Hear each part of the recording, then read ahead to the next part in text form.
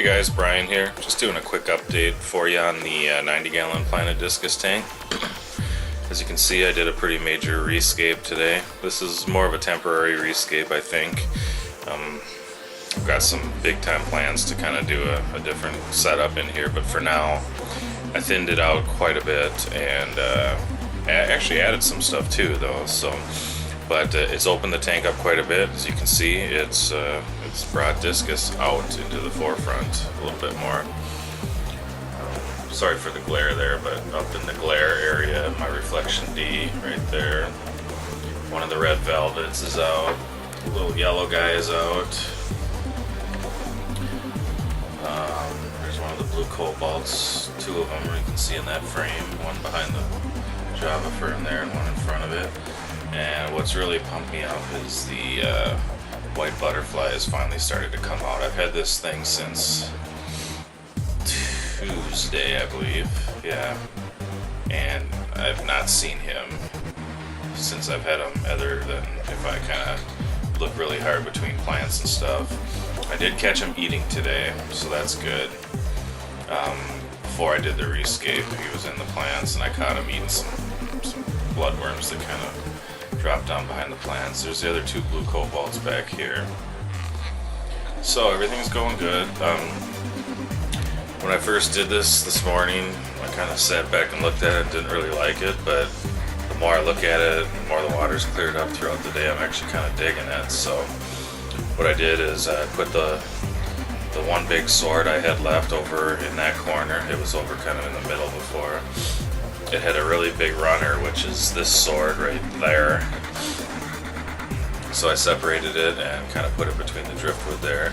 I added this piece of, I think it's Mopani driftwood, kind of stuck it in with this piece and to kind of make it look like it's all one piece in a way. And then I brought up some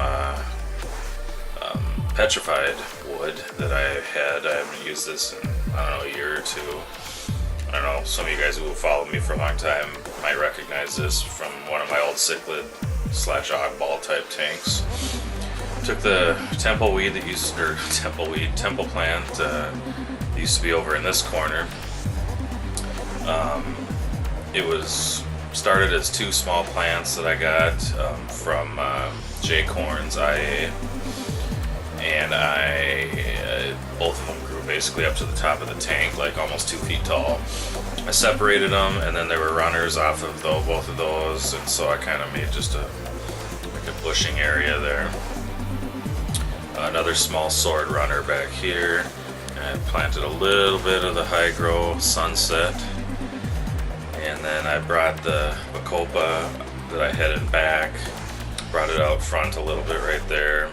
The crypts that were out front before I just left them, and then I moved this, I always forget the name of this sword, but it's really cool one. It had a lot of melting on it all of a sudden, so I kind of gave it a haircut and put it in front of the drift, or the petrified wood, so kind of digging that. I had a few pieces of Rotala indica, which I bunched up there. I left the dwarf sage out in front. I left the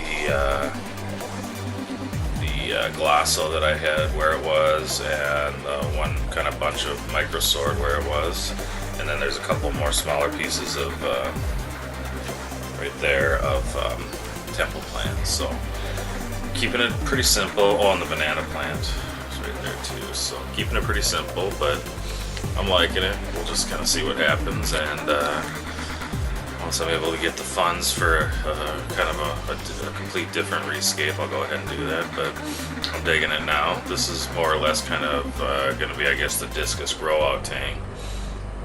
These guys are looking sweet though, the two red velvets. My last video, I had several comments saying that they've never seen my red velvets before. Maybe I've never been able to catch them while they're out, but I thought I did. But anyway, they're pretty sweet. I really like them, and I'm glad to see this white butterfly out.